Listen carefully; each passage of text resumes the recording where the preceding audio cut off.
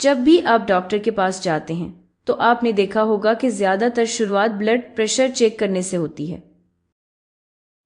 تو کچھ سال پہلے جب میں اپنی ڈاکٹر کے پاس گئی تو مجھے بتایا گیا کہ میرا بلڈ پریشر نارمل ہے، ٹھیک ہے، اور انہوں نے کہا کہ یہ 120/80 ہے۔ میں نے ان کو مسکرا کر ایسے ظاہر کیا جیسے مجھے سب سمجھ آ گیا ہو، لیکن اصل میں مجھے بالکل اندازہ نہیں تھا کہ وہ کیا کہہ رہے ہیں۔ میرے ذہن میں بہت سے سوالات تھے۔ سب سے پہلا سوال یہ تھا کہ بلڈ پریشر آخر ہوتا کیا ہے؟ اور یہ بلڈ پریشر کا نمبر کیا ہے؟ ایک ہی شخص کے بلڈ پریشر کے لیے 2 نمبر کیوں ہوتے ہیں؟ اور تیسرا سوال یہ تھا کہ کیا بلڈ پریشر کا میری صحت پر کوئی اثر ہوتا ہے؟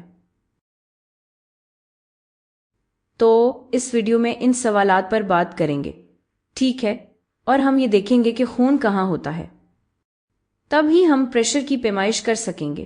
تو خون بلڈ ویسلز میں پایا جاتا ہے یا آرٹریز میں ہوتا ہے؟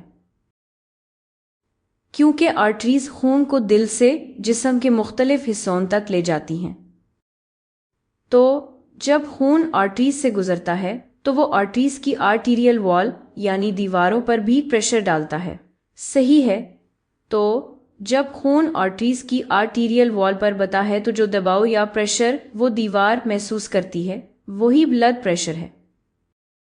تو ہم لکھ سکتے ہیں کہ آرٹریز کی آرٹیریل والز پر پڑتا ہوا پریشر وہی بلڈ پریشر ہے، ٹھیک ہے، بی پی یعنی بلڈ پریشر۔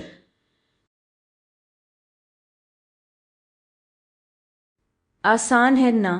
تو ہمیں سمجھ آ گیا کہ بلڈ پریشر کیا ہے۔ اب یہ سوال کی طرف آتے ہیں، یہ بلڈ پریشر کے نمبر کیا ہوتے ہیں؟ 120/80 بلڈ پریشر کے لیے 2 الگ الگ نمبر کیوں ہوتے ہیں؟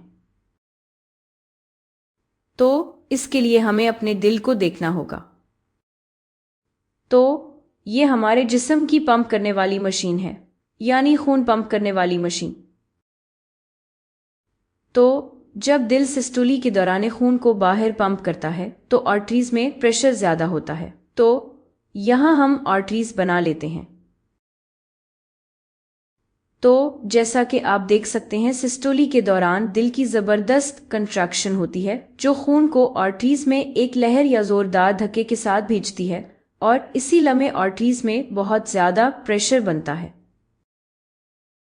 یہی میں تصویر کے ذریعے آپ کو دکھانے کی کوشش کر رہی ہوں۔ تو جو بڑا نمبر ہوتا ہے یا اوپر والا نمبر ہوتا ہے اسے دل کا سسٹولک پریشر کہتے ہیں،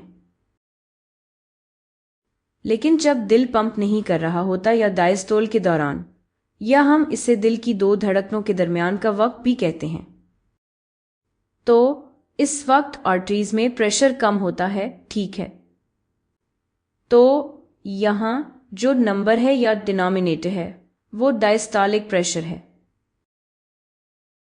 تو یہاں ہم نے یہ سیکھا کہ ہمارے پاس 2 الگ الگ نمبر ہوتے ہیں کیونکہ ایک سسٹالک یا پمپ کرنے کا دباؤ ہے اور دوسرا ڈائسٹالک یا ریسٹنگ پریشر ہے۔ اچھا، اب واپس آتے ہیں آخری اور سب سے اہم سوال کی طرف، بلڈ پریشر کا ہماری صحت پر کیا اثر ہوتا ہے؟ خاص طور پر اگر ہمارا بلڈ پریشر زیادہ ہو جائے تو کیا ہوگا؟ دیکھیں، معمول سے کم بلڈ پریشر بھی اچھا نہیں ہوتا، لیکن ہم صرف زیادہ بلڈ پریشر کے بارے میں بات کریں گی کیونکہ یہی ہمارے نصاب میں پوچھا گیا ہے، ٹھیک ہے۔ اب ہم بلڈ پریشر کو کب ہائی یا زیادہ کہتے ہیں؟ قدرتی جواب یہی ہوگا کہ جب یہ 120/80 سے اوپر ہو۔ تو میں آپ کو بتا دوں کہ ایک نارمل انسان جس کا بلڈ پریشر ٹھیک ہو، اس کا پریشر دن بھر کی سرگرمی کے حساب سے کبھی زیادہ یا کم ہو سکتا ہے۔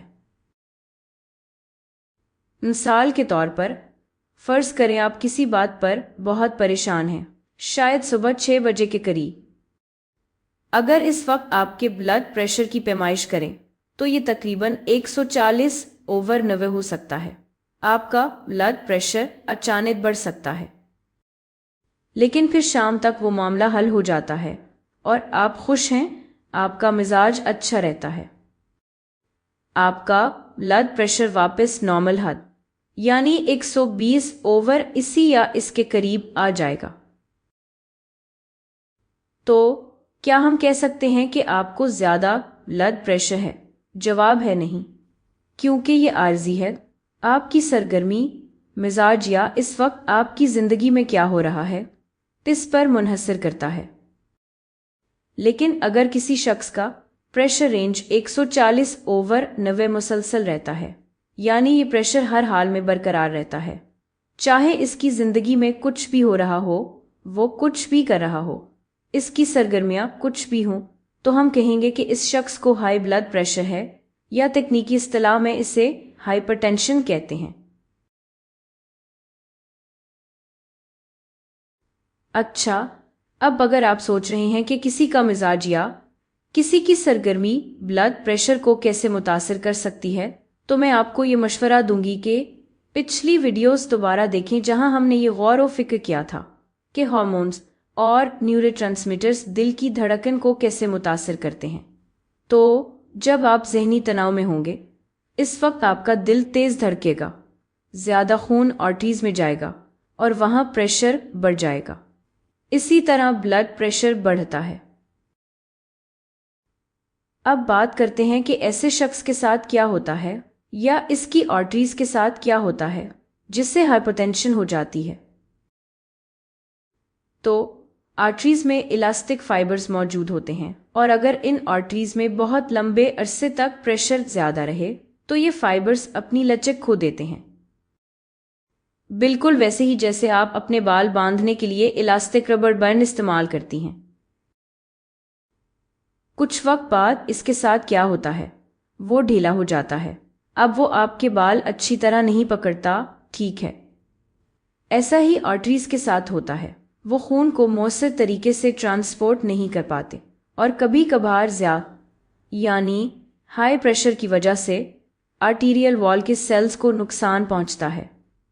تو جب آرٹیریل وال خراب ہو جائے تو بہت سارے سیل وہاں مدد کے لیے یا زخم کو ٹھیک کرنے کے لیے آ جاتے ہیں، پھر وہ اس جگہ جمع ہو جاتے ہیں اور آرٹری کو تنگ کر دیتے ہیں۔ جیسے آپ دیکھ سکتے ہیں، اس جگہ خون کے گزرنے کی جگہ کم ہو گئی ہے۔ اب اگر خون کا بہاؤ بڑھتا ہی جائے تو یہ ہیلنگ یعنی ٹھیک ہونے کا پورا عمل خراب کر سکتا ہے، ٹھیک ہے؟ فرض کرے خون کا بہاؤ اتنا زیادہ ہو جائے کہ اس جگہ جتنا بھی جمع ہوا ذخیرہ ہے وہ سب اکھڑ جائے۔ اس سے اس جگہ بلڈ کلاٹ بن سکتا ہے، اور بلڈ کلاٹ اتنا شدید ہو سکتا ہے کہ آرٹری کو مکمل طور پر بند کر دے۔ دیکھیں، اب اس طرف سے خون دوسری طرف آرٹری میں منتقل نہیں ہو رہا۔ ایسی صورت میں وہ سیلز یا ٹشو جن تک آرٹری خون لے جا رہی تھی انہیں خون نہیں ملے گا اور وہ آہستہ آہستہ مر جائیں گے۔ اسی لیے ہمارا بلڈ پریشر نارمل حد میں ہونا چاہیے، کیونکہ سوچیں، ہمارے پھیپھڑے میں گیسز کے تبادلے سے لے کر گردے میں فلٹریشن تک سب کچھ بلڈ پریشر پر منحصر ہے۔ تو نارمل بلڈ پریشر کو برقرار رکھنا ایک صحت مند زندگی کے لیے بہت ضروری ہے۔